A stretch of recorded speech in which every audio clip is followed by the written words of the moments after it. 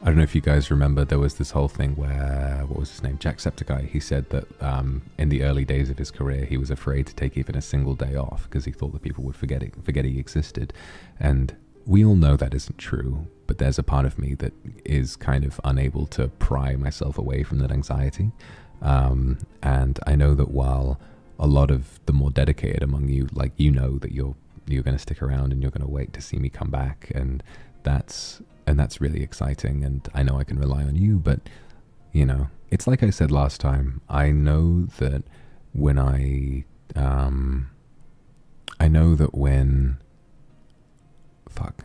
what am I trying to say?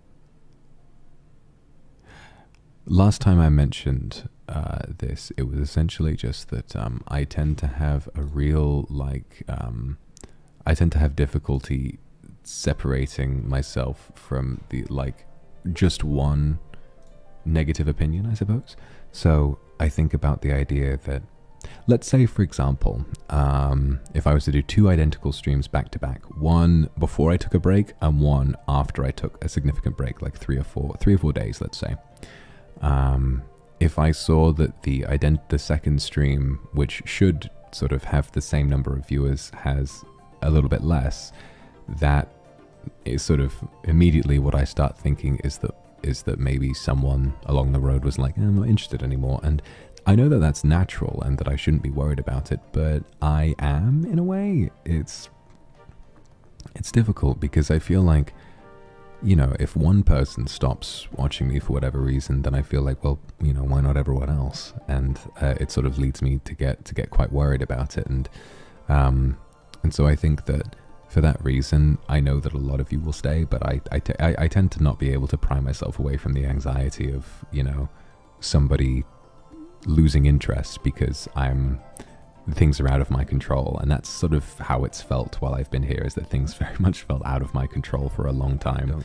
I don't know, I don't like being away from you for very long. It makes me feel pretty scared because, you know, it's like I keep saying whenever we have like a big milestone or something like that. Whenever we have a big milestone, I keep saying how fortunate I was to meet all of you, and how proud I am that we have such a big thing together. But, you know, it sort of, sometimes it reaches a point where I feel like, what is it? Sometimes it reaches a point where, like, I think about the possibility, I guess sometimes when things don't look ideal and I'm confronted with the possibility that something might be, you know, maybe. I think everyone worries about the day that they'll become irrelevant and the day that their career is over. I just keep thinking that I know that's not on the cards for me, at least not for the next few years. But, you know, I know for a fact that I'm not ready for that to happen yet. And when I think about it, it makes me really, really worried. So, you know, it is what it is. Kuroneko, thank you very much for the super. I don't mean to be a downer or anything.